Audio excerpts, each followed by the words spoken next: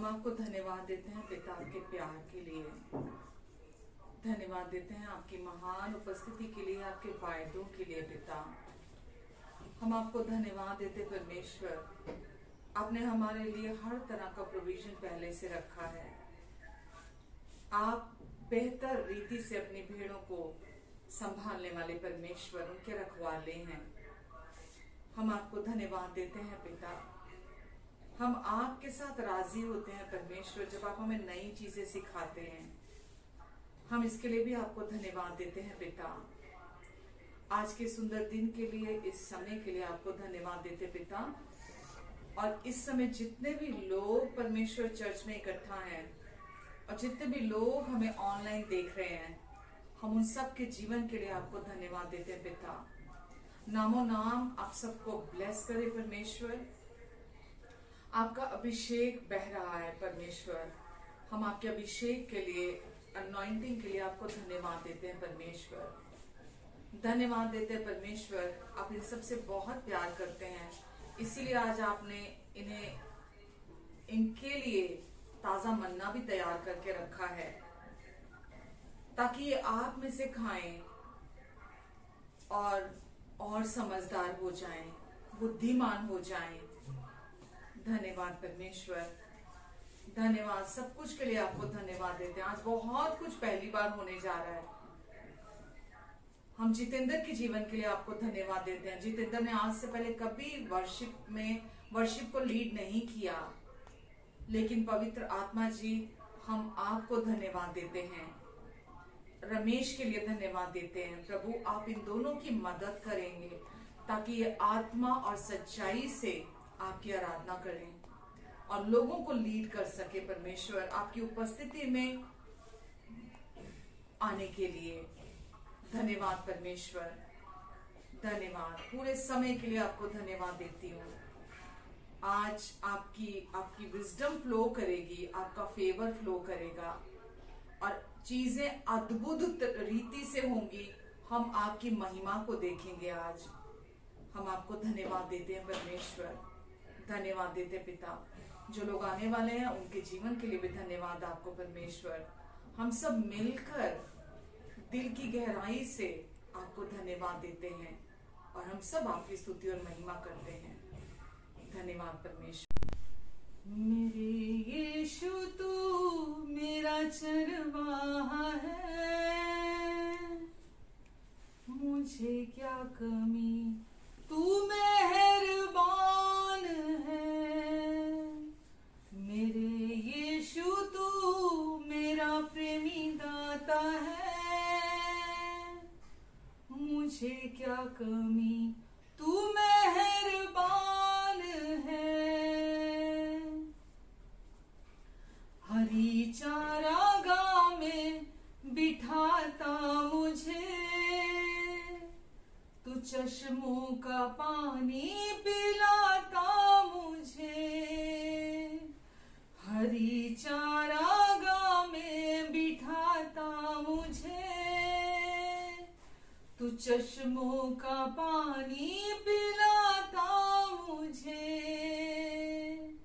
मेरी जान को तू है करता बहार, मेरी जान को तू है करता बहार। अपने सीने से जब लगाता मुझे, अपने सीने से जब लगाता मुझे। मेरी जान को तू है करता बहार, मेरी जान को तू है करता बहार। अपने सीने से जब लगाता मुझे, अपने सीने से जब लगाता मुझे। मेरे यीशु तू मेरा प्रेम दाता है, मुझे क्या कमी, तू मेहरबान है।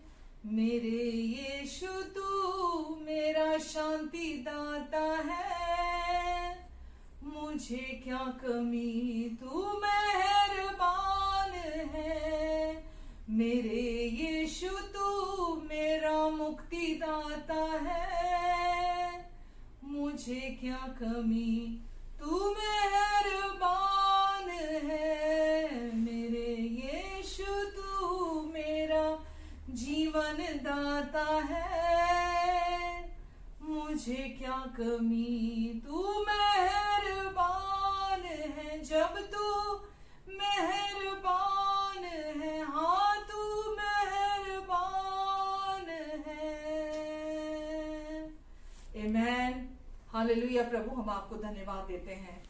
यीशु आप हमारे प्रेम करने वाले प्रभु हैं, इसीलिए प्रभु हमें क्या कमी हो सकती है जब आपका भरपूर प्रेम हमारे जीवन में उड़ेला गया है। धन्यवाद यीशु। वचन कहता है सिद्ध प्यार हर डर को दूर कर देता है। प्रभु आपके सिद्ध प्यार ने हर डर से हमें छुटकारा दिलाया है। धन्यवाद यीशु। आमेन, आमेन। माँ की कोख से तूने चुन लिया, माँ की कोख से तूने चुन लिया, प्रेम से लेकर मेरा नाम, दे दिया जन्म अपने परिवार में, दे दिया जन्म अपने परिवार में, मेरी रगों में लहू तेरा, दे दिया जन्म अपने परिवार में, मेरी रगों में लहू तेरा। अब मैं भय का दास नहीं, मैं परमेश्वर की संतान हूँ। अब मैं भय का दास नहीं, मैं परमेश्वर की संतान हूँ, मैं परमेश्वर की संतान हूँ, मैं परमेश्वर की संतान हूँ। हालेलुया।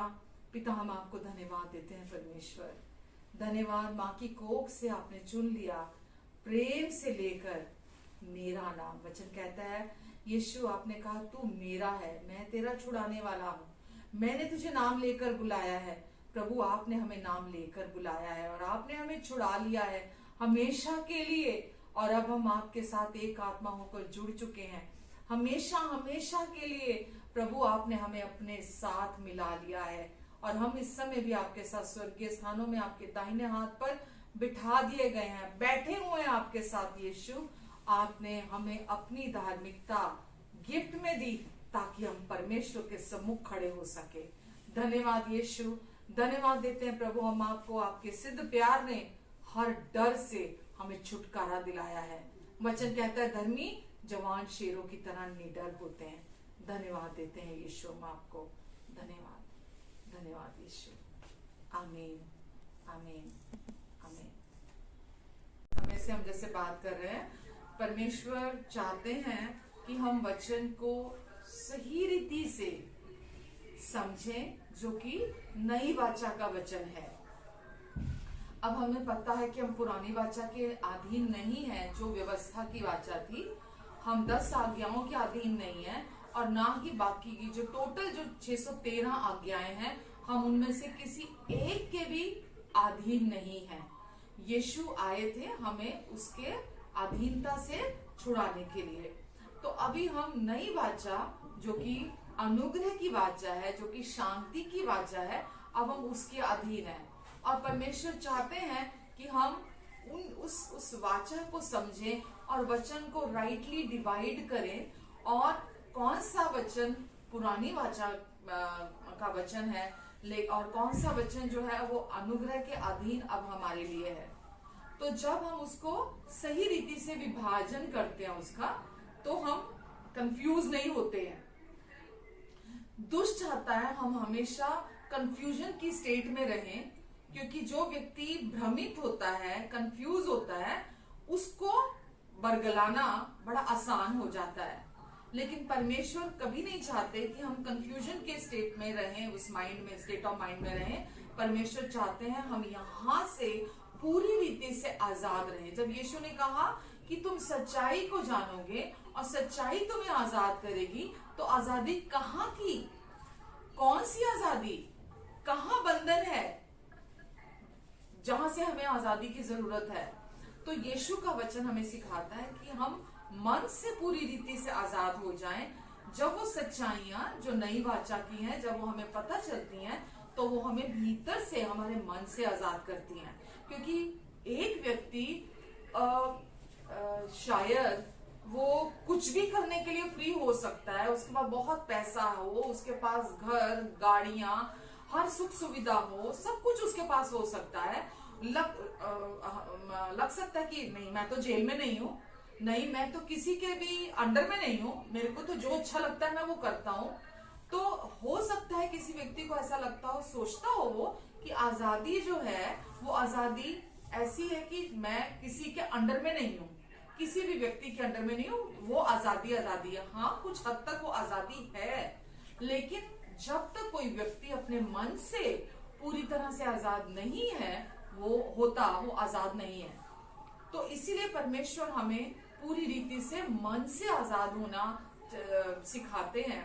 इसीलिए हमने बहुत सारे वचन हमने बीते सप्ताहों में देखे, जिसमें कि हमने लास्ट वीक भी देखा और उससे पहले भी देखा, जैसे रोमियो भी था कि तुम्हारे मन के नए हो जाने से, रोमियो 12:1-2 जब हमने पढ़ते हैं कि तुम्हारे मन के नए हो जाने से तुम्हारा चाल चलन भी बदलता जाता है। तो सबसे पहले हम मन से नए होते हैं, हमारी सोच को हम नया करते हैं परमेश्वर के वचन से। जैसा कि बीते सप्ताह मैंने बताया था कि अब हमारे पास मसीह का मन है, क्योंकि अब हमारे पास मसीह का मन है, तो अब हमें उस मन, जो मसीह का मन है, हम उसके अनुसार ही हम परमेश्वर चाहते हैं हम सोचें, क्योंकि मसीह का मन का मतलब है मसीह की सोचें, मसीह के विचार, मसीह की इच्छा शक्ति, वो सब अब हमारे अंदर है।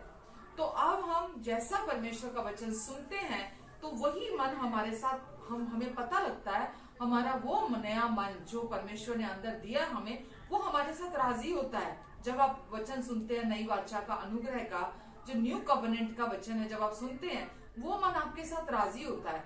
और जो आपका शारीरिक मन है, वो धीरे धीरे धीरे धीरे धीरे धीरे कमजोर होता चला जाता है, क्योंकि जो संसार का ज्ञान हमने प्राप्त किया था, वो सारा का सारा उस वाले पुराने मन के अंदर प्राप्त किया था, जो भी था। जैसा कि आप अगर सपोज यीशु में आने से पहले आप हो सकता है एक कमजोर व्यक्ति हो सकता है मसीह में आने से पहले आप बहुत ज्यादा समझदार ना हो सकता है मसीह में आने से पहले आप गरीब हो सकता है मसीह में आने से पहले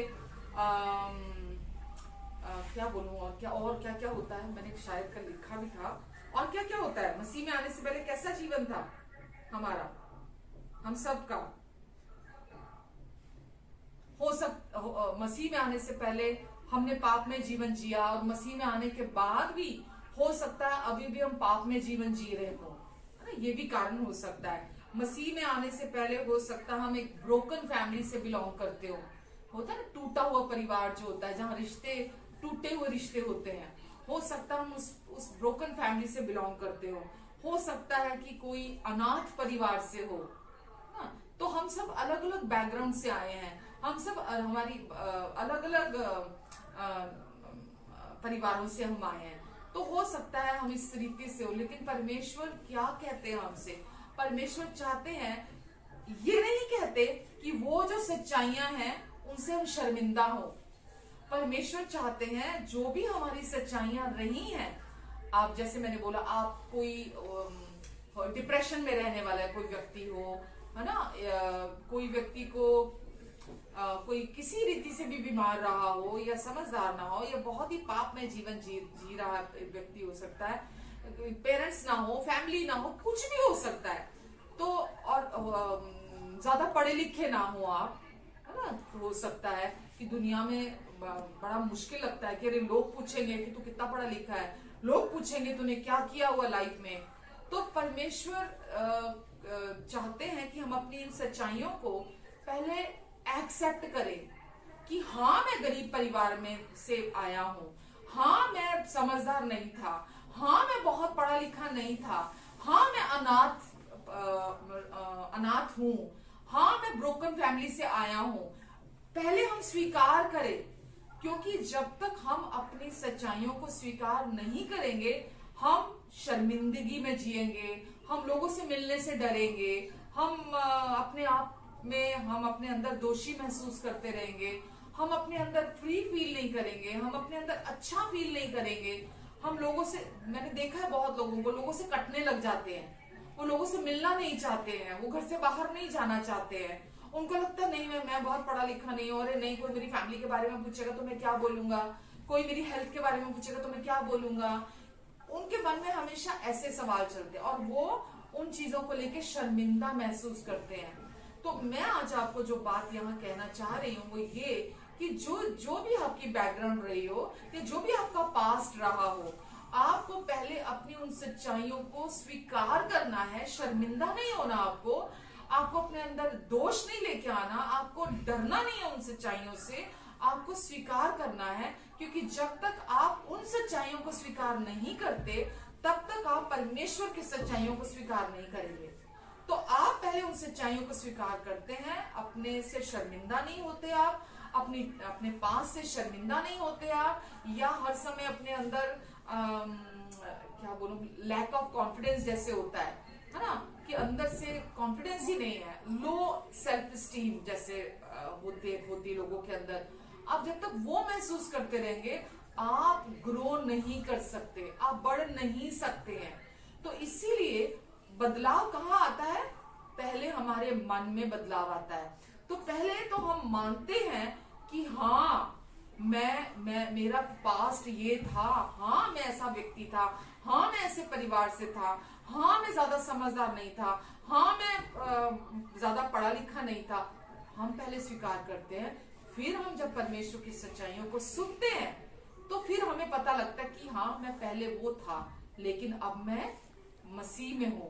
जिस समय हमने मसीह यीशु पर विश्वास किया उसी समय परमेश्वर ने आपको नई सृष्टि बना दिया।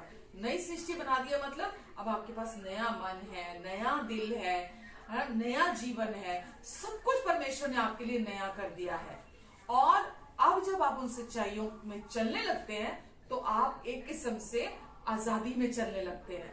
तो आपको बार बार दुष्ट चाहता है कि आप पुराने जीवन पर फोकस करें, पुरानी बातों पर अपने मन को लगाएं, जो आप में कमियां थी, जो आप में घटियां थी, जो सोसाइटी का जो फ्रेम है उसमें आप फिट नहीं बैठते थे, वो बार बार आपके पास्ट को आपके सामने लेकर आता है, आपके इमेजिनेशन में लेकर आता है, ऐसी बार बार तस्वीरें लेकर आता है ताकि बार बार हम उन तस्वीरों को देखें, फोकस करें और आप उनके साथ ही राजी होते रहे, आप परमेश्वर की सच्चाइयों के साथ राजी ना हो। आमेन, हालेलुया। हमारे पास खुशखबरियां हैं बहुत सारी।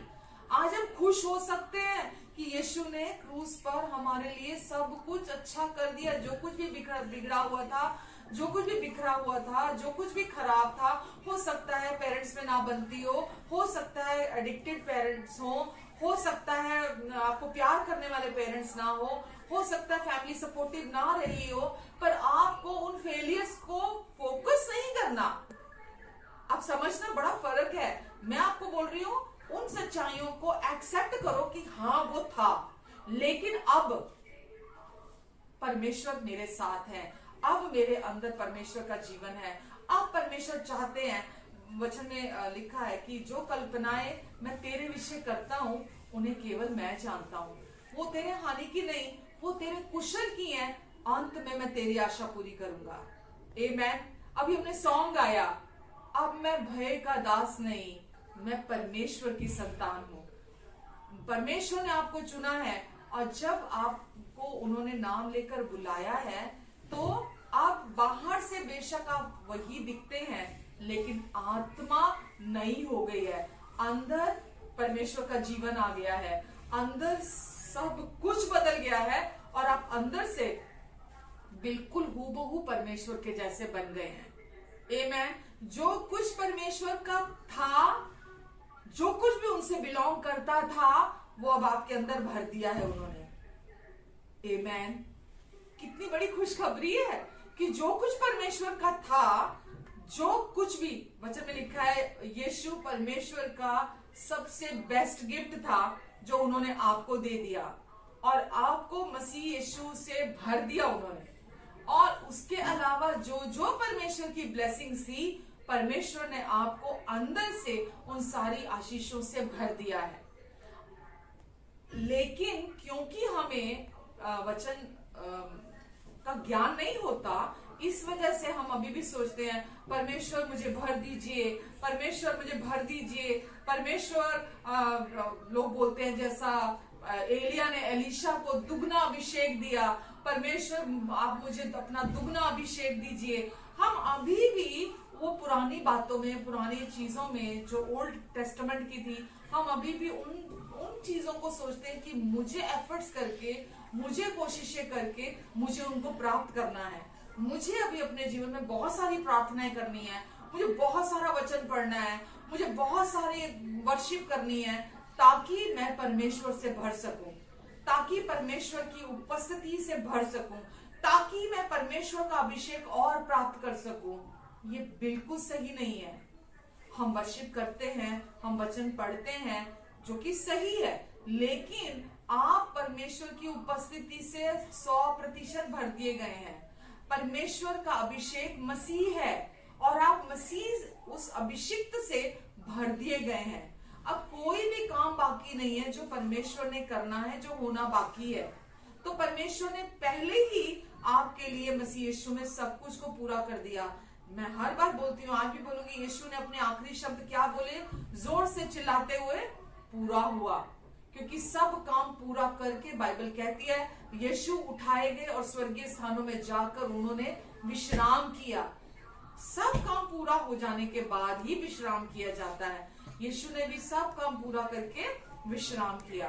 तो अभी आप, जब आपका जीवन मसीह में नया हो चुका है, अब आप नई सृष्टि बना दिए गए हैं, तो अब आप में किसी चीज की कमी घटी नहीं है। आप अंदर से भर दिए गए हैं।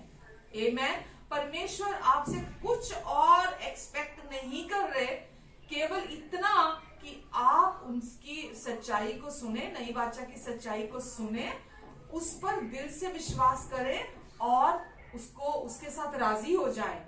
जब आप दिल से विश्वास करते, राजी होते हैं, तो आपका मुंह भी बोलता है। आमेन। तो हमें केवल परमेश्वर के वचन की सच्चाइयों को सुनना है। सुनना है कौन सी सच्चाइयां?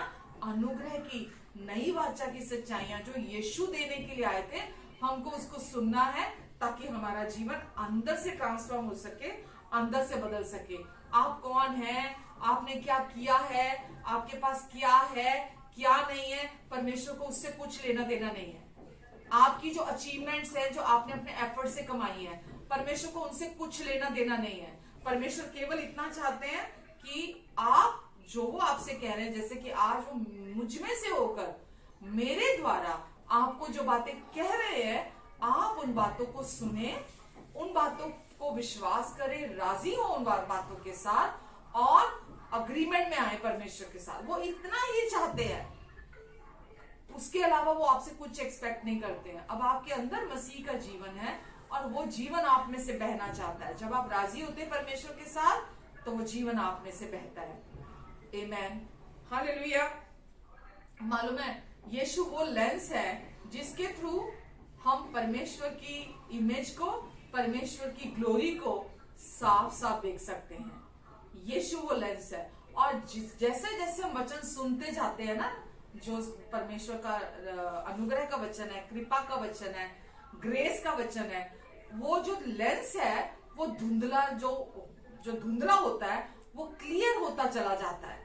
और जब वो क्लियर होता जाता है, साफ होता चला जाता है, तो हम परमेश्वर की छवि को देख सकते हैं।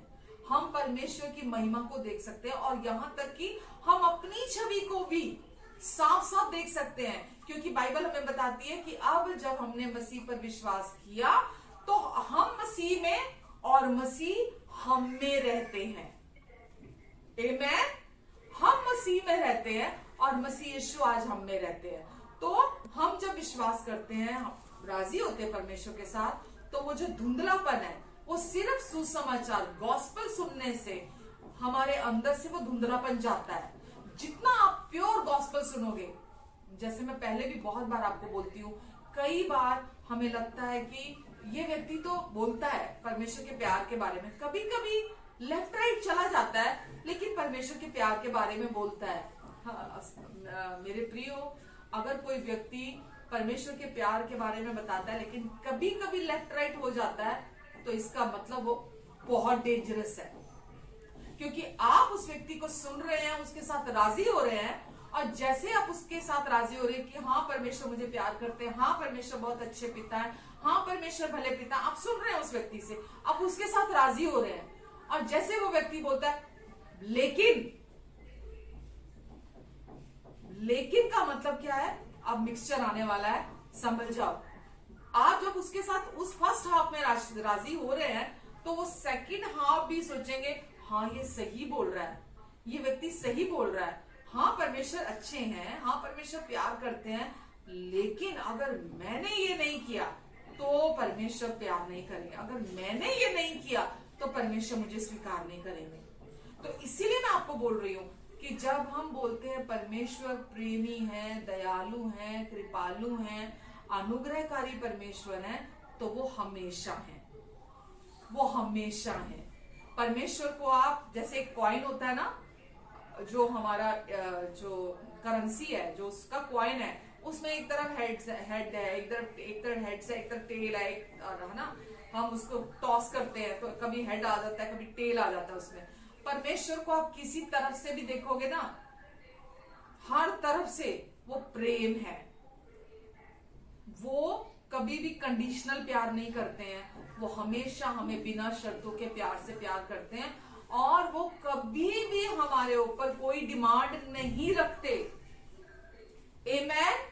आप समझ रहे हैं, परमेश्वर आपसे कोई डिमांड नहीं रखते हैं, परमेश्वर चाहते हैं आप उनसे उनके प्यार की सप्लाई को रिसीव करो, हर दिन रिसीव करो उनके प्यार की सप्लाई को, क्योंकि जितना आप उनके प्यार की सप्लाई को रिसीव करोगे, आप अंदर से ट्रांसफॉर्म होते चले जाओगे, अंदर से बदलते चले जाओगे, क्योंकि परमेश्वर से सब कुछ हो सकता है। आमेन, आमेन। वचन कहता है कि हमने जब यीशु को देखा तो हमने यीशु को ऐसे देखा जैसा कि पिता के इकलौते की महिमा, यूहन्ना में लिखा है, पिता के इकलौते की महिमा, और वचन में लिखा, वो आगे लिखा है, पिता को कोई नहीं जानता, केवल पुत्र जो पिता की गोद में है। आमेन। अगर आप परमेश्वर को जानना चाहते हैं तो आपको यीशु ने जो कर दिया आपके लिए, यीशु ने जो पूरा कर दिया आपके लिए, आपको उसको सुनने की जरूरत है। वचन कहता है बिना सुने कोई कैसे विश्वास करेगा। जब तक कोई सुनेगा नहीं तब तक कोई विश्वास कैसे करेगा। तो हमको सुनना क्या है, हमको मसीह का सुसमाचार, मसीह का अनुग्रह का जो वचन है हमको वो सुनना है। गलातियों, अगर आप देखते हैं गलातियों चैप्टर 1 में बहुत क्लियर लिखा हुआ है, कहीं कहीं वो मसीह का वचन लिखा है, कहीं कहीं अनुग्रह का वचन लिखा है। तो आप गलातियों पढ़ना, उसमें लिखा है कि यदि, मैं पढ़ देती हूं आपको, गलातियों चैप्टर 1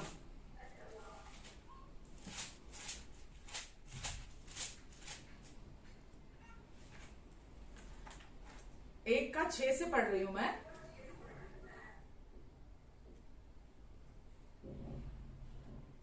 पौलुस यहां लिख रहा है, ये पौलुस की पत्री है सारी, ये पत्रियां जो हैं ये पौलुस ने लिखी हुई हैं।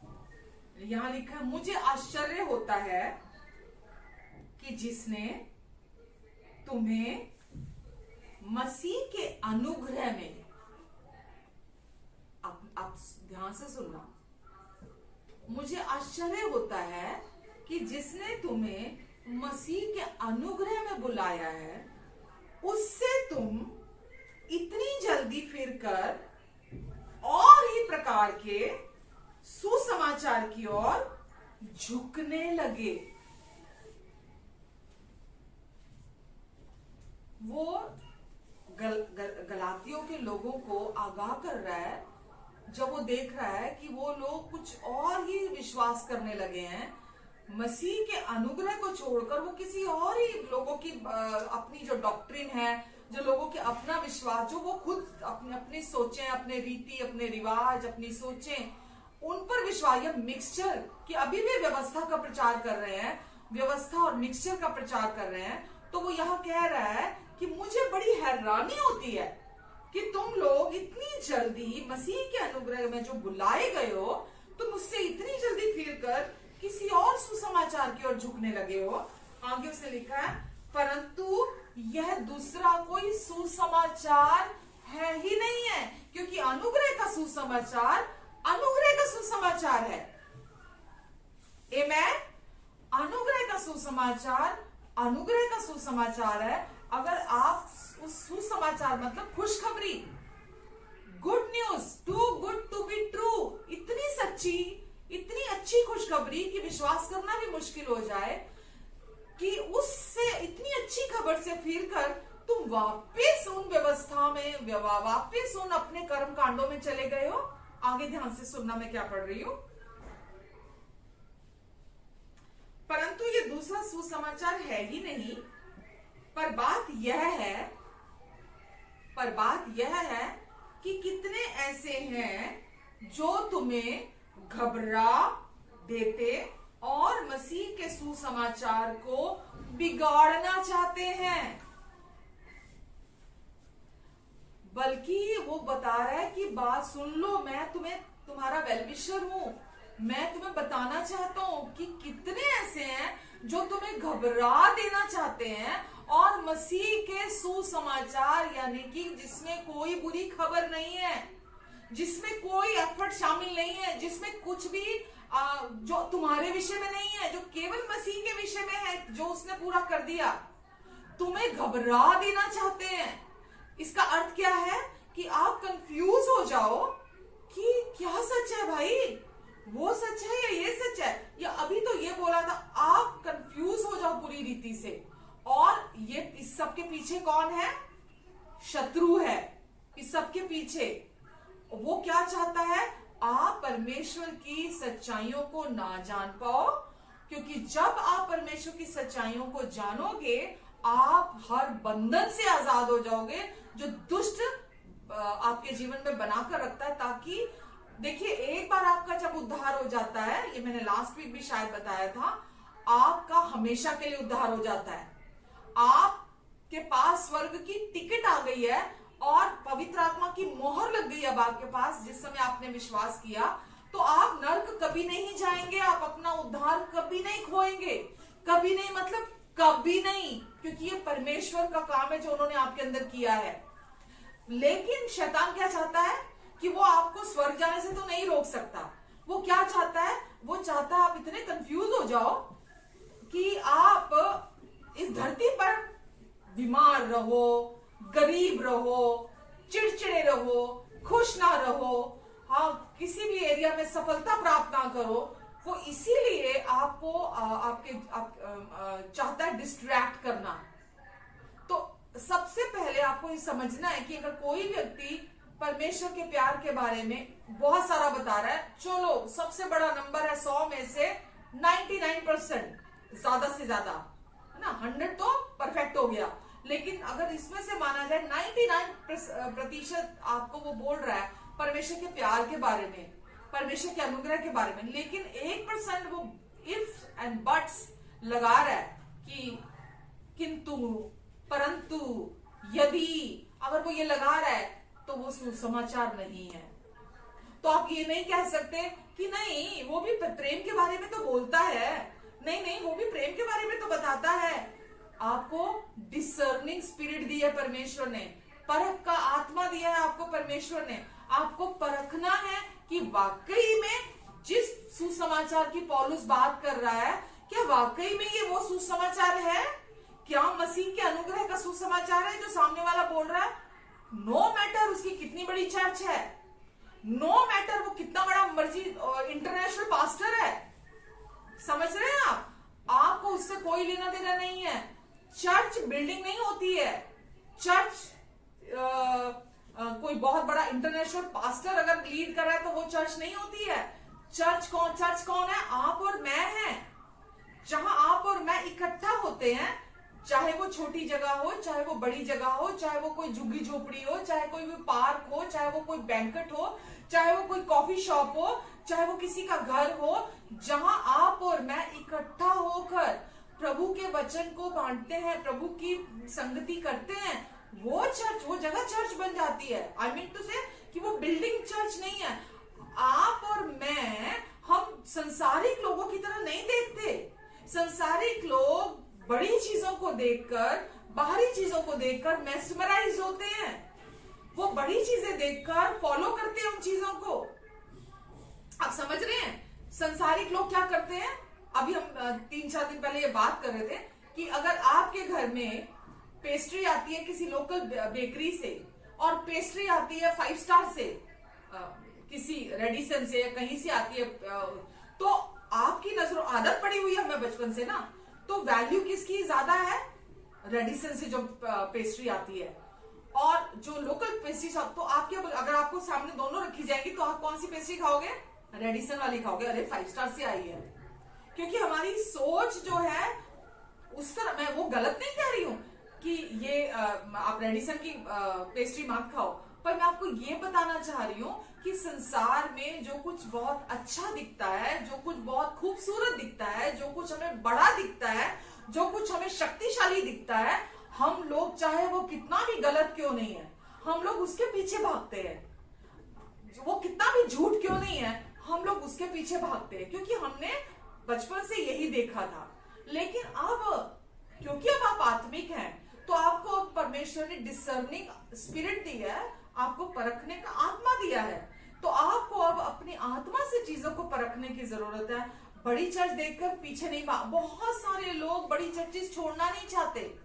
बहुत सारे लोग इंटरनेशनल पास्टर के अंडर में है तो छोड़ना नहीं चाहते। अरे नहीं, बहुत बड़ी चर्च है, अरे नहीं, बहुत पहले से जाते हैं हम, हमारा तो फैमिली रिलेशन है उनके साथ। आपके अंदर के जीवन का क्या? अगर आप जैसे आप कोई बुरा गंदा खाना खाते हैं या ऐसा खाना खाते हैं जिसमें न्यूट्रिएंट्स नहीं है ज्यादा, तो धीरे धीरे क्या होगा? आपकी बॉडी डेफिशिएंट होती चली जाती है, आपकी बॉडी कमजोर होती चली जाती है। जिसकी बात पौलुस कर रहा है, तो इसका मतलब क्या है? परमेश्वर ने हर चीज का लॉ एस्टैब्लिश कर दिया। परमेश्वर ने हर चीज को, परमेश्वर ने पहले ही, जैसे परमेश्वर ने बना दी, जैसे परमेश्वर ने चीजें एस्टैब्लिश कर दी, वो वैसे ही काम करती हैं। अब ये आप पर है कि आप कैसे कैसे चुनते हैं उन चीजों को। अगर आपको डिसर्न करना आ गया कि हाँ, परमेश्वर का वचन ये कहता है, जैसा कि पौलुस ने भी कहा कि तुमको क्या हो गया भाई, मुझे तो हैरानी हो रही है कि तुम पहले जब प्रभु में आए थे इतने खुश, इतना उतावलापन, इतनी एक्साइटमेंट थी, इतने सब कुछ बहुत अच्छा था, लेकिन अब धीरे धीरे किस तरफ जाने लगे हो तुम? और जिस तरह तुम जा रहे हो, तुम्हारे जीवन को मैं जब देख रहा हूँ, तुम लोग इतने घबराए रहते हो, तुम लोग इतने डरे रहते हो, इतने कंफ्यूज रहते हो। ये इतना डिफरेंस क्यों आ गया भाई तुम में? आप समझ रहे हो? जब हम यीशु में नए नए आते हैं, हम बहुत खुश होते हैं, जमीन पर पैर नहीं लगता हमारा, हम इतना जॉयफुल होते हैं, हमें लगता है कि बस सब कुछ बदल गया, क्योंकि अंदर बदल गया जाता है, जब वो बाहर सारा कुछ बदल जाता है। हम बहुत एक्साइटेड भी होते हैं, सब कुछ बहुत अच्छा लग रहा होता है। लेकिन जैसे जैसे वापस मिक्सचर सुनना शुरू कर देते हैं, व्यवस्था और अनुग्रह, परमेश्वर के प्यार में मिलावट, यीशु के पूरा हुए कार्य में मिलावट सुनने लग जाते हैं, तो वो सारी एक्साइटमेंट ठंडी हो जाती है, वो सारा जॉय जो है वो चला जाता है, आनंद पूरा चला जाता है, वो सारी चीजें गायब होने लगती हैं। और डिसर्न कर रहा है पौलुस उन लोगों में, गलातियों के लोगों में, वो ये चीज नोटिस कर रहा है और वो बोल रहा है, मुझे बड़ी हैरानी हो रही है तुम लोगों को देखकर, इतने कंफ्यूज, इतने डरे हुए, इतने घबराए हुए तुम लोग हो, और बिल्कुल अंदर का जो लाइफ है, जो नया जीवन परमेश्वर ने दिया है, वो दिखाई नहीं दे रहा तुम्हारे अंदर। आगे मैं पढ़ने जा रही हूं, ध्यान से सुनना क्या लिखा है। 8वीं आयत में लिखा है, परंतु यदि, परमेश्वर के वचन में ना परंतु यदि सबके बहुत बड़े मायने हैं। तो अब वो आगे उनको समझाने के लिए क्या बोल रहा है, परंतु यदि हम या स्वर्ग से कोई दूत भी, हम या स्वर्ग से कोई दूत भी उस सुसमाचार को छोड़ जो हमने तुमको सुनाया है, कोई और तुम्हें सुनाए तो श्रापित हो। पौलुस कह रहा है, यदि हम या कोई स्वर्गदूत आकर तुम्हें वो स्वर्गदूत वो सुसमाचार सुनाए तो वो श्रापित हो। तो क्या हो गया, अगर हम परमेश्वर के वचन में कुछ भी मिलावट करते हैं, यानी कि परमेश्वर का सुसमाचार है, वो खुशखबरी है, वो कृपा का सुसमाचार है, वो दया का सुसमाचार है, वो परमेश्वर का शांति का सुसमाचार है, अगर हम उसमें कुछ भी मिलावट करते हैं कि ये तुम्हारा पार्ट है, तुमको आज्ञाकारी होना है, तुमको विश्वास योग्य बनना है, तुमको अभी ये करना, क्योंकि अगर तुम नहीं बने आज्ञाकारी, तुमने विश्वास योग्य नहीं बने, तुमने धर्मी जीवन नहीं जिया, तुमने पवित्र जीवन नहीं जिया, तो परमेश्वर तुम्हें छोड़ देंगे, तुम अपना उद्धार खो दोगे। एक बात समझना, यीशु में आने से पहले भी और यीशु में आने के बाद भी जो वोकैबुलरी अभी हम बाइबल में पढ़ते हैं ना, उनमें से बहुत सारी चीजें ऐसी है जो हमने पहले भी सुनी है। फॉर एन एग्जाम्पल, प्रेम हमने पहले भी सुना है, शांति हमने पहले भी सुना है, विश्वास शब्द हमने पहले भी सुना है, आशा शब्द हमने पहले भी सुना है, विश्वास योग्यता हमने पहले भी सुना है, धर्मी जीवन जीना यानी कि अपने एफर्ट्स करना, अपनी कोशिशें करना, है ना, परमेश्वर तक पहुंचने की, परमेश्वर से ब्लेसिंग प्राप्त करने की, धर्मी जीवन जीना हमने पहले भी सुना है, मसीह में आने से पहले भी सुना है, मसीह में आने के बाद भी सुना है, पवित्र जीवन जीना, है ना, अपनी कोशिशों से हमने पहले भी सुना है, हमने मसीह में आने के बाद भी सुना है, सिद्ध बनना हमने पहले भी सुना, हमने बाद में भी सुना है। लेकिन धार्मिकता शब्द ना पहले सुना था। मैं अपनी बात अगर बोलूं, मसीह में आने के बाद की बात कर रही हूं। मसीह में आने से पहले मैंने धार्मिकता शब्द नहीं सुना था, मसीह में आने के बाद मैंने धार्मिकता शब्द नहीं सुना था। लेकिन जब मैंने मसीह में आने के बाद, जब मैंने धार्मिकता शब्द सुना मसीह में आने के बाद, मेरा जीवन टोटली चेंज हो गया, पूरी तरह से बदल गया। मुझे मालूम ही नहीं था कि दो तरह की धार्मिकता होती है, मुझे पता ही नहीं था कि दो तरह की धार्मिकता होती है। और वो दो तरह की धार्मिकता क्या है, एक वो धार्मिकता जो परमेश्वर की धार्मिकता है, और एक वो धार्मिकता जो हमारी धार्मिकता यानी कि हमारे भले काम है, या जो हम करते हैं, अपनी कोशिशें करते हैं, बहुत सारा वचन पढ़ने की, बहुत सारी प्रार्थनाएं करने की, क्योंकि दुष्ट हमें इन्हीं कामों में लगा के रखना चाहता है कि तू बहुत सारा वचन पढ़, तू बहुत सारी प्रार्थना कर, तू बहुत सारी वर्शिप कर, तू ये कर, तू मतलब आपके एफर्ट्स कि तू ये कर तो तुझे ये मिलेगा, तू ये कर तो तुझे ये मिलेगा, अगर तूने ये नहीं किया तो तेरे साथ बुरा हो जाएगा। जबकि उल्टा है, जब आप करते हैं तो आप श्राप के नीचे आ जाते हैं, अपने एफर्ट्स करते हैं परमेश्वर तक पहुंचने के, और परमेश्वर की ब्लेसिंग्स जो पहले से परमेश्वर ने फ्री में दी हैं उनको प्राप्त करने के लिए जब आप एफर्ट करते हैं तो श्राप के नीचे आ जाते हैं। ये मैं नहीं कह रही, बाइबल कह रही है। क्या बोला पौलुस ने, जैसा हम पहले कह चुके हैं, ठीक है, पहले उसने बोला और कोई सुसमाचार तुम्हें सुनाए तो श्रापित हो। उसके आगे वो बोल रहा है 9वीं आयत में, जैसा हम पहले कह चुके हैं वैसा ही मैं अब फिर से कहता हूं, दोबारा कहता हूं कि उस सुसमाचार को छोड़ जिसे तुमने ग्रहण किया है, अपने अंदर परमेश्वर से डायरेक्टली ग्रहण किया है, उस सुसमाचार को छोड़ जो तुमने परमेश्वर से ग्रहण किया है। यदि कोई और सुसमाचार सुनाता है तो शापित है। तो क्या हो गया, डबल कर्स्ड, दुगना श्राप के नीचे व्यक्ति अपने आप को ले आता है जब वो एफर्ट्स में जाता है। परमेश्वर क्या कहते हैं, केवल विश्वास की धार्मिकता, केवल विश्वास करो उस धार्मिकता पर जो यीशु की धार्मिकता है। आपको पता है प्रभु यीशु मसीह हमारी धार्मिकता है। यीशु धर्मी है, पापियों को वो धर्मी बनाने के लिए लेकर आए। वो परमेश्वर की धार्मिकता है। और आज जब हम यीशु पर विश्वास करते हैं तो हम भी परमेश्वर के धर्मी बेटे और बेटियां बन जाते हैं, बिना हमारे सेल्फ एफर्ट के, बिना हमारी कोशिशों के। हमें कुछ नहीं करना। लोगों को ये सुनकर बड़ी हैरानी होती है, अरे भाई कुछ नहीं करना, हमें कुछ नहीं करना सफल होने के लिए, हमें कुछ नहीं करना चंगे होने के लिए, हमें कुछ नहीं करना समृद्ध होने के लिए, हमें कुछ नहीं करना धर्मी होने के लिए, हमें कुछ नहीं करना पवित्र होने के लिए, हमें कुछ नहीं करना सिद्ध बनने के लिए, हमें कुछ नहीं करना परमेश्वर के प्रेम को प्राप्त करने के लिए, हमें कुछ नहीं करना परमेश्वर की एक्सेप्टेंस के लिए, हमें कुछ नहीं करना हमारे पापों की माफी के लिए। हाँ, कुछ नहीं करना आपको। आमेन। परमेश्वर के योग्य होने के लिए आपको कुछ नहीं करना, क्योंकि आप ऑलरेडी योग्य बना दिए गए हैं। परमेश्वर आपको स्वीकार करे, आपको उसके लिए कोई एफर्ट नहीं करना, क्योंकि आप ऑलरेडी एक्सेप्टेड हैं। परमेश्वर ने ये अपनी कृपा से किया, क्योंकि वो आपसे बहुत प्यार करते हैं।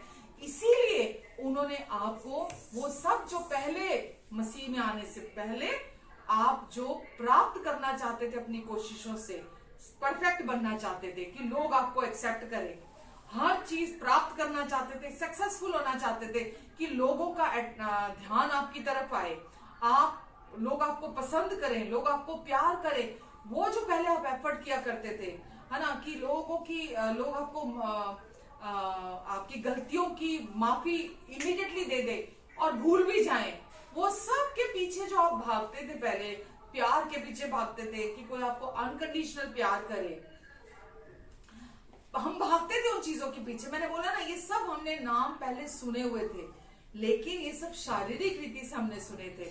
लेकिन परमेश्वर ने हमारे अंदर आत्मिक रीति से सब कुछ भर दिया, अपना प्रेम दे दिया, अपनी ब्लेसिंग्स दे दी, हमें योग्य बना दिया, हमें स्वीकार कर लिया उन्होंने। आज आपको अपने कर्मों से, अपने एफर्ट से धर्मी बनने की जरूरत नहीं है। आज आप धर्मी बना दिए गए हैं, परमेश्वर की धार्मिकता बन चुके हैं आप। परमेश्वर आपकी तरफ जब देखते हैं, ऐसा देखते हैं जैसे आपने कभी एक भी पाप ना किया हो। आमेन। तो परमेश्वर ने आपको पवित्र बना दिया मसीह यीशु के एक ही बलिदान के द्वारा। परमेश्वर ने आपको सिद्ध बना दिया मसीह यीशु के एक ही बलिदान के द्वारा। अगर आप इब्रानियों जाके 10 अध्याय पढ़ेंगे, आपको वहां मिल जाएंगे ये वचन। इब्रानियों 10 के 10 में भी लिखा है ना, एक ऊपर नीचे भी लिखा है, आप वहां पढ़ सकते हैं। तो आज परमेश्वर ने आपको अपनी धर्मी संतान बना दिया। अब आप परमेश्वर की संतान हैं। आपके अंदर अब जो डीएनए है वो परमेश्वर का डीएनए है, और परमेश्वर चाहते हैं आप पुराना जो भी था उसको पहले स्वीकार तो कर ले, ठीक है, लेकिन आप उसके साथ आगे ना जाए। अब आप आपकी जो नई पहचान है, जो नई सच्चाई है, अब आप नई सच्चाई के साथ राजी हो। वचन में लिखा है ना, अगर आपने पढ़ा होगा रोमियो 6 में शायद, कि शरीर पर मन लगाना तो मृत्यु है, लेकिन आत्मा पर मन लगाना जीवन और शांति है। तो यदि अभी भी आप जो बाहरी चीजें दिखती हैं, अच्छी हो या बुरी हो, अगर अभी भी आप फोकस आपका बाहरी चीजों पर है, तो इसका क्या मतलब है? आपके गलत बिहेवियर पर अभी आप अपने अंदर देखते हैं कि अभी भी आपके बिहेवियर में बहुत कमियां हैं, अभी भी आपको गुस्सा आ जाता है, अभी भी आप चिड़चिड़े हैं, अभी भी आप कंप्लेन करते हैं, अभी भी आप बुराई करते हैं। अगर आपका फोकस बाहर रहेगा ना, बाइबल कहती है व्यवस्था पाप का बल है। आमेन। जो व्यवस्था पाप का बल है, यानी कि अगर आप बाहरी व्यवस्था मतलब हमारी कोशिशें, अगर आपका ध्यान व्यवस्था पर यानी कि अपने शरीर पर रहेगा, तो वो पाप को और स्ट्रॉन्ग करेगा आपके जीवन में। आपका जीवन बदलेगा नहीं, आपके जीवन में पाप को और सामर्थ्य मिलेगी। तो परमेश्वर क्या चाहते हैं? आप अपने शरीर को, अपने बाहरी बिहेवियर को देखना बंद कर दो। आपका पास्ट परमेश्वर ने संभाल लिया है, वो यीशु के लहू के नीचे है, और वो पूरी तरह परमेश्वर ने संभाल लिया है। परमेश्वर के पास आपका आज है और परमेश्वर के हाथ में आपका कल है। और वो क्या चाहते हैं? अब आप नई सच्चाइयों को अपने लिए सुने, अब आप नई सच्चाइयों को फोकस करें, परमेश्वर के प्रॉमिसेस को फोकस करें। आमेन, हालेलुया। आपको पता है लोग क्या बोलते हैं? परमेश्वर के प्रॉमिसेस पर विश्वास करो, परमेश्वर के प्रॉमिसेस पर विश्वास करो। सही नहीं है ये। परमेश्वर के प्रॉमिसेस सुनने से विश्वास आता है। लोग बोलते हैं परमेश्वर के प्रॉमिसेस को आप विश्वास करोगे तो वो आपके जीवन में एक्टिवेट होंगे।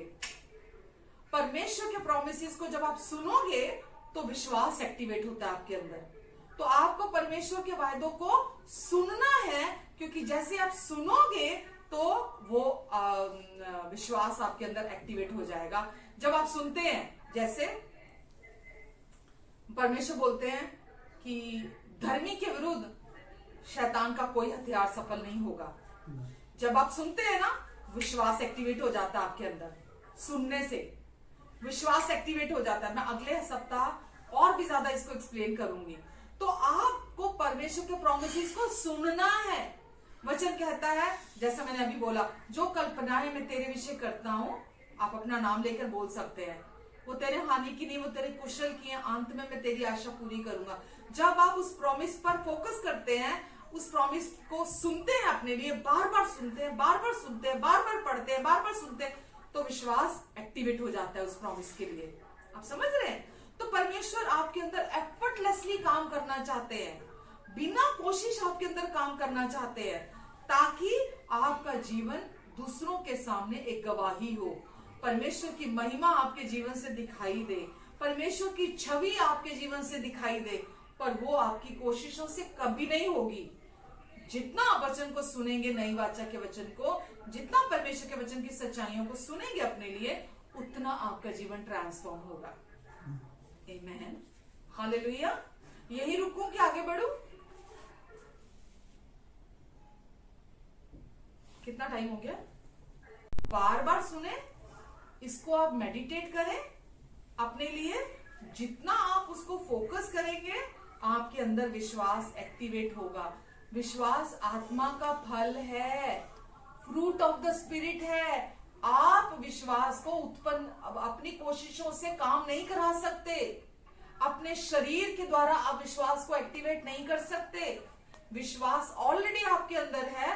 जितना आप प्रोमिसेस को सुनेंगे, जितना आप नई वाचा के वचन को सुनेंगे, आपके अंदर विश्वास एक्टिवेट होगा। और बाइबल हमें बताती है, हमें वो विश्वास दिया गया है, पहला यूहन्ना 5 में लिखा है, जो इस संसार पर जयवंत है, संसार पर जय प्राप्त करता है। तो जो भी संघर्ष, जो भी चुनौतियां, जो भी डिप्रेशन, जो भी फेलियर इस दुनिया में है, वो आप पर हावी नहीं हो सकते, क्योंकि आपको परमेश्वर ने वो विश्वास दिया है जो इस संसार पर जयवंत है। यीशु ने कहा, इस संसार में तो तुम्हें कलेश कलेश कलेश होता है, लेकिन ढाढ़स बांधो, क्योंकि मैंने इस संसार पर जय प्राप्त कर ली है। आमेन। आप हर दिन जय में चलते हैं। आप जयवंत से भी बढ़कर बना दिए गए हैं। आप हर दुष्ट की चाल के ऊपर, आप इस संसार की, क्योंकि हम एक पतित संसार में रहते हैं, आपको पता ही है, तो एक पतित संसार है। और परमेश्वर चाहते हैं हम उस संसार को देखते हुए नहीं, हम परमेश्वर को देखते हुए हम हर दिन आगे बढ़े, उनके प्रोमिसेस को देखते हुए हम हर दिन आगे बढ़े। क्योंकि जिसका फोकस परमेश्वर के प्रोमिसेस पर होता है, यीशु मसीह पर होता है, यीशु की धार्मिकता पर होता है, परमेश्वर कहते हैं धर्मी के विरुद्ध शैतान का एक भी हथियार सफल नहीं होगा। जो अपनी नई पहचान को जानता है, जो जानता है कि अब मेरे को धर्मी कार्यों के द्वारा परमेश्वर को प्रसन्न नहीं करना, परमेश्वर मुझसे पहले ही प्रसन्न है, वो 100% मेरे साथ है, परमेश्वर का अप्रूवल मेरी तरफ है, मुझे कुछ नहीं करना परमेश्वर के अप्रूवल के लिए। और आप देखेंगे परमेश्वर आपके द्वारा अपनी महिमा के प्रकाश को प्रकट करेंगे, परमेश्वर की रोशनी आप में से चमकेगी, परमेश्वर का प्रेम आपके द्वारा चारों तरफ महकेगा। आमेन, हालेलुया। आशा करती हूँ आप सबने आज कुछ नया सीखा है, डेफिनेटली सीखा है, क्योंकि वचन जब हम सुनते हैं, प्योर अनअडल्टरेटेड वचन जब हम सुनते हैं, बिना मिलावट का, व्यवस्था और अनुग्रह का मिक्सचर नहीं, तो शैतान ने जितनी भी हमारे मन में झूठ की अपनी दुकान लगाई होती है ना, जितना झूठ, जितनी धोखेबाजी हमारे मन में उसने भरी होती है, वो सब वचन के जल से धुल जाती है। आमीन। और आज परमेश्वर ने अपने वचन के जल के द्वारा आपको फिर से शुद्ध किया है। आमीन। आपके विचारों को शुद्ध किया है परमेश्वर ने, और आपके मन का नवीनीकरण किया है।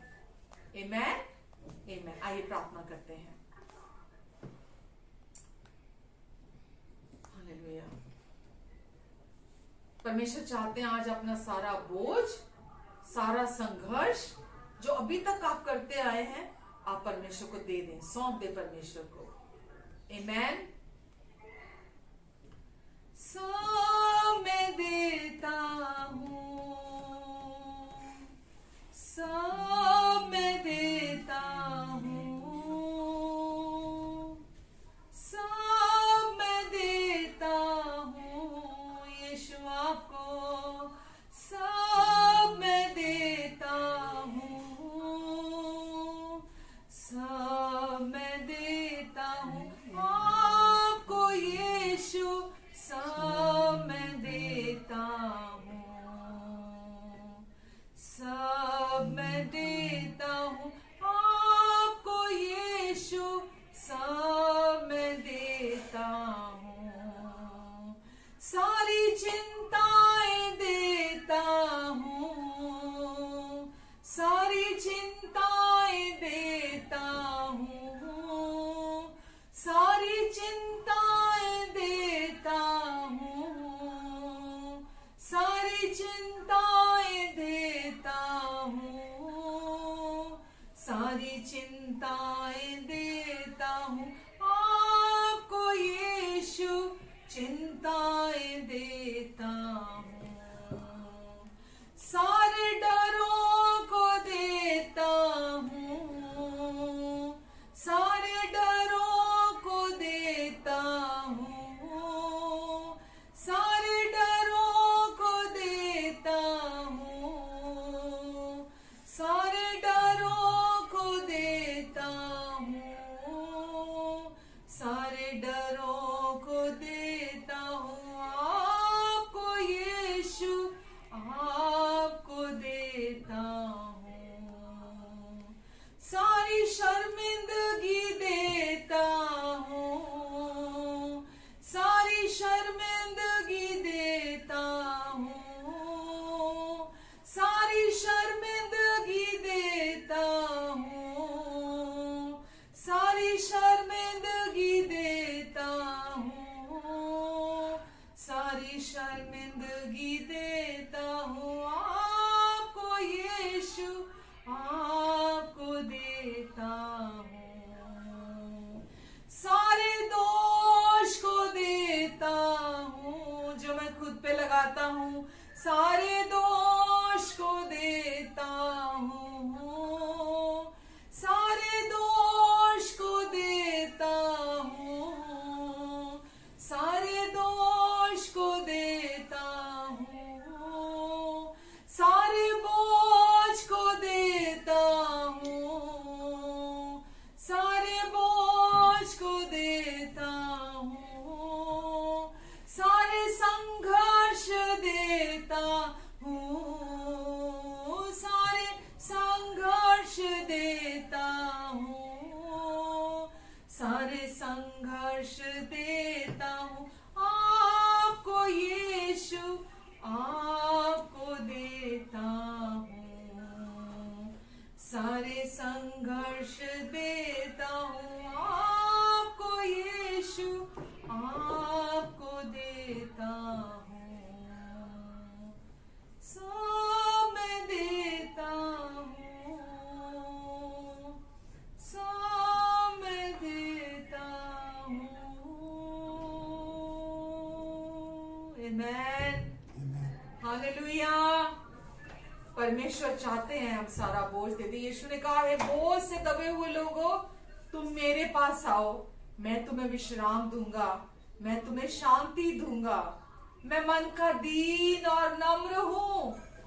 प्रभु यीशु, इस समय ये सारे बच्चे आपके सम्मुख खड़े हैं और आप इनका बोझ लेने के लिए तैयार खड़े हैं और आप चाहते हैं हमेशा के लिए ये अपना सारा बोझ, सारा संघर्ष, सारा पास्ट, ये जो कुछ भी है जो आपकी ओर से नहीं है, वो सब इसी समय आपको दे दें, आपके क्रूज के पीछे डाल दें। इसी समय प्रभु के क्रूज के पीछे सब कुछ एक्शन में, अपने माइंड में ऐसा इमेज, अपने माइंड में एक इमेज क्रिएट कीजिए कि मैं सब कुछ दे रहा हूं। यीशु ने डिवाइन एक्सचेंज किया, हमारे सारे पाप लेकर हमें अपनी धार्मिकता दी है। प्रभु यीशु ने हमारी सारी शर्मिंदगी लेकर अपनी महिमा का मुकुट पहनाया है। ये डिवाइन एक्सचेंज यीशु ने क्रूज पर किया है। हमारे रोगों को ले लिया, सह लिया अपने ऊपर और हमें अपनी चंगाई दे दी है। हमारे श्रापों को ले लिया अपने ऊपर और हमें सारी ब्लेसिंग्स दे दी हैं। यीशु प्रभु, हम आपको धन्यवाद देते हैं प्रभु जी। धन्यवाद यीशु, धन्यवाद प्रभु इस डिवाइन एक्सचेंज के लिए जो अभी भी इस समय आपने किया है प्रभु। जो गलती से राह पकड़ ली थी इन्होंने प्रभु, ये किसी और ही सुसमाचार की ओर फिर गए थे, जो इन्हें बिगाड़ना चाहता था, जो इन्हें घबराना चाहता था। प्रभु, इन्होंने वापस वो राह पकड़ी है जो जीवित मार्ग है। आपका वचन कहता है नया और जीवित मार्ग आपने दिया है प्रभु, जिसमें केवल जीवन है। प्रभु, आज ये वापस उस मार्ग पर चलने लगे हैं और प्रभु अब कोई बोझ नहीं है, धन्यवाद। अब कोई संघर्ष नहीं है, धन्यवाद। अब कोई भी वो नकारात्मकता नहीं है जो आपकी ओर से नहीं थी। प्रभु, ये सब आपने ले लिया क्योंकि हमने आपको सौंप दिया है और हम अब इसे वापस नहीं लेंगे क्योंकि ये हमारा नहीं है। नकारात्मकता हमारी नहीं है। ये सब दुष्ट के विचार थे, ये दुष्ट की सोचे थी, पर आपने आजाद किया है। धन्यवाद यीशु, धन्यवाद देती हूं मैं प्रभु आपको। प्रभु, इन सबको अपने लहू के नीचे, अपने पंखों की आड़ के नीचे, अपने परों के नीचे आप कवर करके रखेंगे, आप छिपा कर रखेंगे प्रभु। दुष्ट की और गंदी चाल से आप इन्हें बचा कर रखेंगे। आपका अभिषेक इन्हें संभाल कर रखेगा। प्रभु, आप इस संसार में आए ताकि आप इन्हें संभाल सकें और ये जीवन पाए, बहुतायत से पाए। प्रभु, ये हर दिन आपके बहुतायत में चलेंगे। यीशु, मैं इसके लिए आपको धन्यवाद देती हूँ प्रभु जी। धन्यवाद यीशु, धन्यवाद प्रभु, धन्यवाद। आमेन, आमेन, आमेन। अच्छे पापा, हम आपको धन्यवाद देते हैं परमेश्वर। आज आपने हमें अपने वचन से धन्य किया है परमेश्वर। आपने हमें सिखाया है कि हमें अपनी सच्चाइयों में कैसे खड़े रहना है। जो मसीह में नई सच्चाइयां हैं हमारी, हमने सीखा आज आपसे परमेश्वर। हम आपको धन्यवाद देते हैं परमेश्वर, आपके सारे वायदों के लिए भी जो आज आपने हमें सिखाया कि हमें आपके वायदों को फोकस करना है ताकि हमारा विश्वास, हमारे भीतर का विश्वास जो आपने हमें दिया है वो एक्टिवेट हो सके। प्रभु, अब जब हम सब आपस में रुखसत होते हैं यहाँ से, तो आपका आत्मा इन्हें संभालेगा, आपका जीवन इनमें से बहेगा प्रभु। ये जहां कहीं भी जाएंगे आपकी कवरिंग के नीचे, आपके लहू के नीचे, आपके पंखों के आड़ के नीचे ये होंगे। चाहे जो यहाँ इस समय चर्च में मौजूद है या जो हमें ऑनलाइन देख रहे और सुन रहे हैं, परमेश्वर आपका आत्मा इन सबको संभाल कर रखेगा। इनके परिवारों में एकता रहेगी, आपकी शांति इनके परिवारों में काम करेगी। अगर कोई एडिक्टेड है तो प्रभु उन एडिक्शन से केवल एक ही छुटकारा दिला सकता है, वो है आप। आपका प्यार इन्हें उस हर तरह के एडिक्शन से छुटकारा दिला सकता है। प्रभु, मैं आपको धन्यवाद देती हूँ। धन्यवाद यीशु। मैं इनके बीमारियों के जो सिम्टम है उनके विरोध में खड़ी होती हूँ, जो कमजोरी के सिम्टम है उनके विरोध में खड़ी होती हूँ, जो भी एडिक्शंस हैं उनके विरोध में खड़ी होती हूँ। चाहे वो बीमारियां जोड़ों से रिलेटेड हों, चाहे वो बीमारियां स्पाइन से रिलेटेड हों, चाहे वो माइंड से, ब्रेन से रिलेटेड हों, चाहे वो बीमारियां स्टमक से रिलेटेड हों, ब्लड से रिलेटेड हों, किसी भी भीतरी या बाहरी ऑर्गन से रिलेटेड हों, मैं दुष्ट के कामों के विरोध में आती हूँ और प्रभु यीशु मसीह नासरी के नाम से मैं कमांड करती हूँ दुष्ट के सारे कामों को इनके शरीरों से, मनों से हमेशा के लिए निकल जाने के लिए।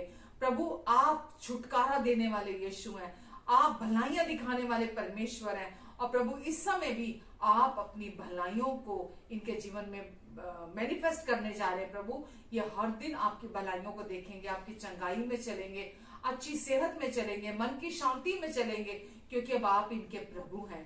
प्रिय यीशु, मैं आपको धन्यवाद देती हूँ प्रभु, आपकी महिमा इनके द्वारा प्रकट होगी, आपकी रोशनी इनके द्वारा चमकेगी, आपका प्रेम इनके द्वारा महकेगा, आपका अनुग्रह और शांति इनके जीवन में मल्टीप्लाई हो जाएगा प्रभु, क्योंकि आप इन्हें बढ़ा रहे हैं। यीशु, मैं आपको धन्यवाद देती हूँ प्रभु जी। आप कहते कोई विपत्ति तुझ पर नहीं पड़ेगी, कोई दुख तेरे घर के निकट नहीं आएगा, वो अपने स्वर्गदूतों को तेरे निमित्त आज्ञा देगा कि पत्थर से ठेस लग के गिरने से पहले वो तुझे हाथों हाथ उठा ले।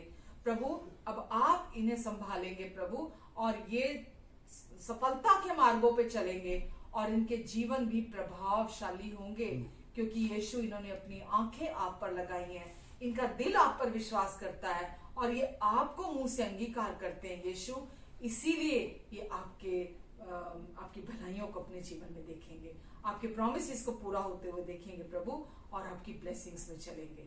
धन्यवाद यीशु, धन्यवाद देती हूँ प्रभु, सारी महिमा हम आपको देते हैं यीशु, और इस सारी प्रार्थना को हम धन्यवाद के साथ रिसीव करते हैं। आमीन।